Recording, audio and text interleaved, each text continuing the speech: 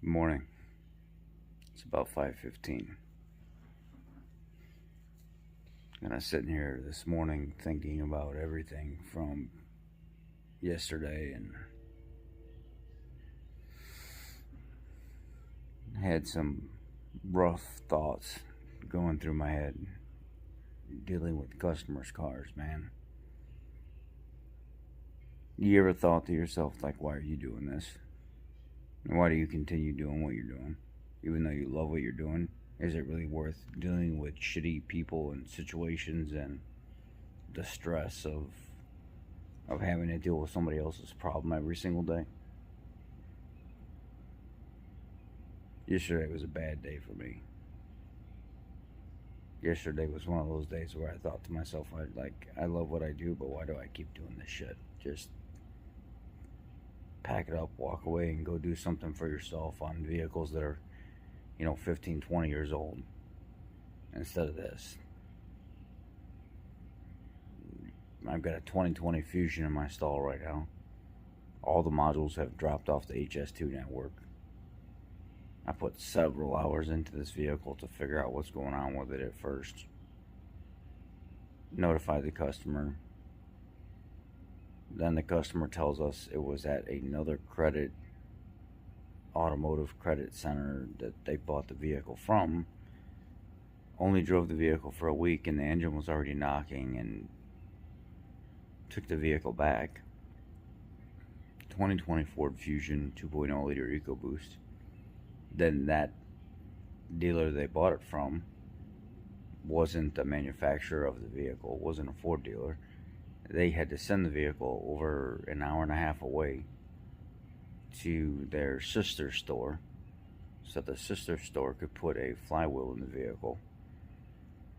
Then the lady's been driving the vehicle for a couple weeks, and then all of a sudden this check engine lights out of nowhere, power steering dropping out. Can't figure out what the heck is going on with the vehicle.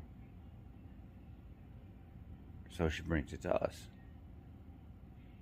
I'm looking at everything on the HS2 network, the gear shift module, the power steering control module, the ABS module. No communication. There's none. So I said, what if I snip the communication wires, go into the OBD port, and run a set of my own wires just to one module? Would it come back online? Sure enough, it comes back online, turns green, starts communicating. So somewhere in this harness somewhere, I've got an issue with some kind of, either something is pinched, something is shorted, something. Run through the pinpoint test, and the pinpoint test isn't helping me. Now I'm going to have to start breaking down the section of harness to figure out what section I need to be in to figure out where the problem's at. So call the lady up, tell the lady, hey, yeah, we're going to have to secure some more time because you've got a major communication issue going on here, and we need to dig into this to figure out where the problem's at. Well, I have some kind of aftermarket warranty or whatever. I'm sure it's covered.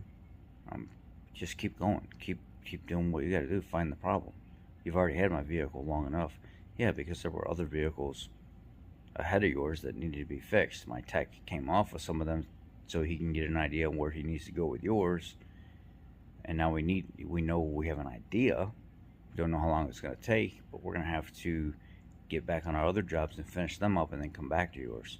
Well, keep going. I have a warranty. It should cover it. I want to talk to a service writer. And did you figure out what this warranty is, or you didn't figure out anything? This vehicle is out of its bumper-to-bumper coverage already, and it's out of its powertrain coverage. I don't see anything tailored to this woman's vehicle that she has some kind of extended coverage. Well, the lady said keep going, so just keep going. Oh, yeah, so when I'm done and I have 5 or 6 hours tied up in this thing, when I find out the problem, then it's a battle to get paid the time that you have into the vehicle, because you trusted the customer, instead of actually verifying that there was warranty coverage, which is typically not going to cover some kind of warranty repair, not diagnostics for it. Most aftermarket warranties don't cover that, and most people know that. Fast forward, 2014 Ford Fusion, the white one from the other day, with the power steering control module and stuff dropping out, certain modules not communicating. Shake the wheel hard one way, the other way, one way, the other way, and then all of a sudden, power steering control module on the 14 as well, it drops out. Multiple modules having issues online. One of the wheel speed sensors reading 158 mile an hour. Last night, going to get the customer's vehicle tied up because he wants it back. Trying to figure out what's going on with the AC. AC's not working. The guy asked me if I checked the AC while I was there as well. I'm checking the violet and white wire coming out of the fuse box going over to the AC compressor. I've got power coming out of the AC compressor, or out of the fuse box, but I don't have no power making it through the engine bay harness over to the AC compressor. But there is another connector in line coming out of the fuse box. Put the vehicle up in the air, pull the plastic panel down on the driver's side, check the connector. I don't see nothing wrong with it. A little dirty, but no fuzzies, no nothing. Keep continuing to follow the harness across the engine. I can't find anything. Nothing. And finally, just out of the corner of my eye as I'm inspecting the harness, I see right at the back of the AC compressor and above the oil filter, up along the block, there's a wad of wires that all come together in one spot. About 6 to 8 of them have all been chewed through by a rodent.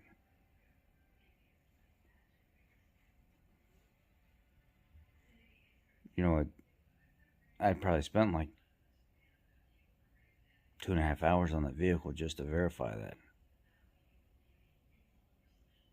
And now I'm gonna have to pull AC compressor out of there, pull the oil filter housing out of the way, unplug as many of the connectors at the lower part of the engine as I possibly can, just to pull the harness out to possibly make 3 hours on the job, 4 hours on the job, just to break even. Can't even get ahead on stuff like that. Okay, so then the 97 F250, the heavy duty, 460. I order an AC compressor for it because the clutch is collapsed and it's been just mauling up the back side of the clutch engagement face and the door latch cable assembly. So I think to myself at the end of the day, maybe I'll get something done. Maybe I'll book some kind of hours today. So I pull a 97 F250 in, and I'm going to start pulling the compressor apart, pull clutch and everything off of it. And I thought to myself, you know what? Why don't you take a peek at the new AC compressor real quick before you get too far? So I'd already taken the belt off. I already started disassembling the front clutch on the AC compressor. I wanted to see how bad it was inside. And then I pulled the new AC compressor out in the meantime. And it was supposed to be a complete unit. No clutch. They give you a shim kit inside it to transfer the old clutch from the old compressor over to the new compressor. Doesn't work. So I go into the parts office and I say, hey, how can we get a clutch for this thing? It's obsolete. We can't get it. We gotta go aftermarket. Okay. Then how can we get a clutch for this thing? Again, let's play the repeat game. Well, Napa does have a clutch itself, and then Napa also has a complete compressor with the clutch and everything installed as a kit, and it would actually be cheaper with a better warranty than the reman Ford one. Well, then give me that. Let's save the customer some money and get them a complete unit. Well, we can't get it until the morning.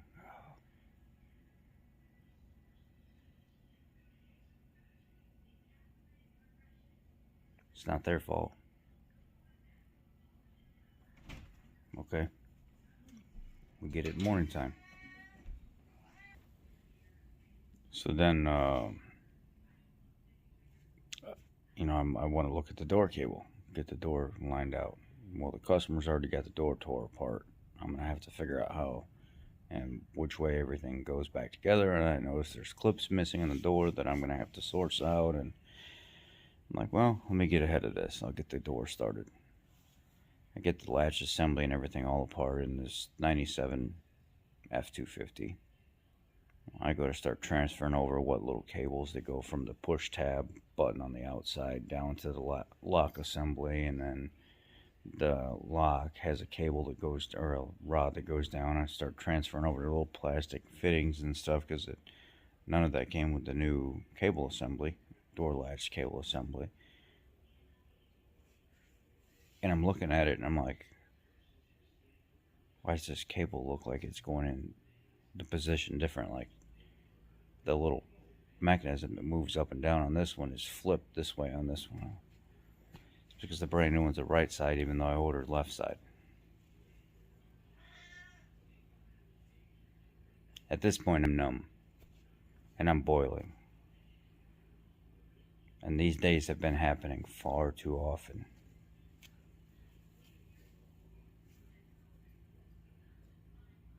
And I'm thinking to myself, we got semi-skilled techs over here doing nothing but petty recalls and brake jobs, clearing 50 hours a week.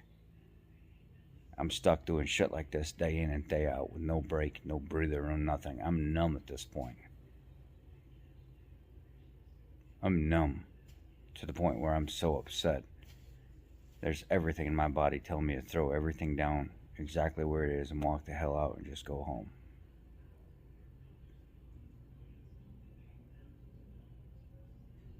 I keep thinking to myself more and more, if I keep having days like this, if these days like this outweigh the days where I'm actually being productive, I'm getting parts on time, I'm getting parts that I actually order, I'm having productive days where I can actually clear and make the living instead of being stressed and put on these shit jobs every single day where it's wiring and modules and all this. If it can't clear up, then why do it? Why continue in the business? Why, when you have more bad days that outweigh the good days, why continue doing it? Why not just go work for yourself or go do something else where you can control those variables, where you're working on something that's 10, 15 years old and not brand new?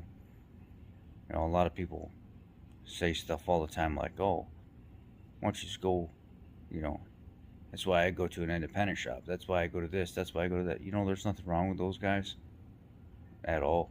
And some of them are my friends.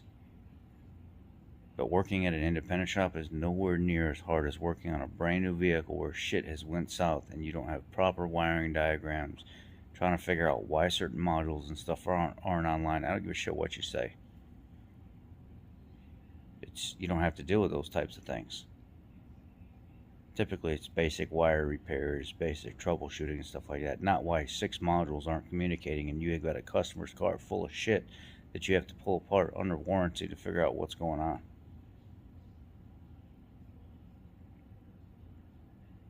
I'm not saying those days don't happen there, but they're not nowhere near as often as what happened with me at a dealership.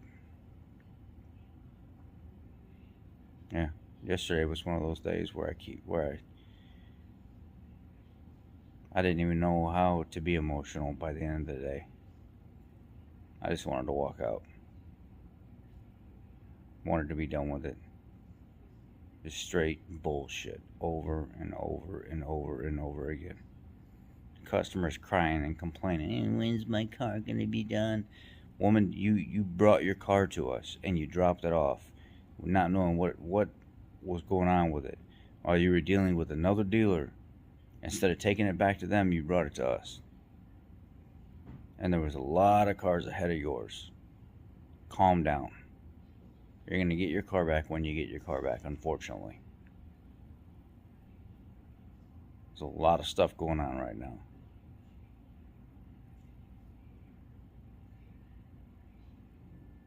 I'm breathing heavy right now, just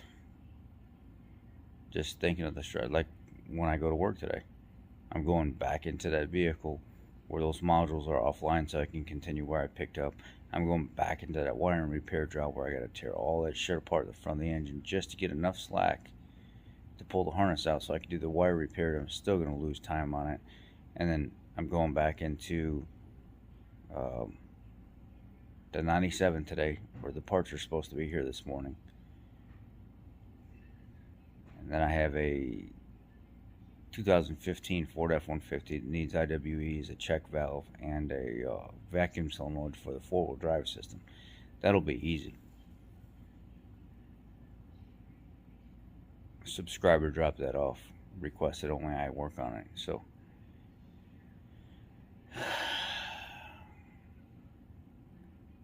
then I have a 14 Raptor that needs the front driver shock because it collapsed. Well, not collapsed, but it's leaking. The customer approved the repair, but at first didn't want it repaired because of how much it was going to cost, and warranty wasn't going to cover it. He's got some kind of aftermarket warranty.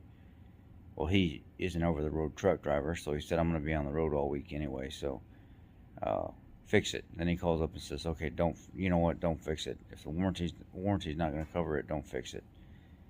And then he calls back a couple days later after the vehicle sits there for a little bit and says, you know what, why don't you just go ahead and do it? I need it. I'll pay for it. Just do it. Like, come on, man. You put your right foot in, you take your right foot out, you put your right foot in. That's how I feel. You ever have these days? I'm sure you have. I know this is a long video. It's got me questioning my choices right now. It really does. It really does. Y'all take care. Have a great day. Be blessed.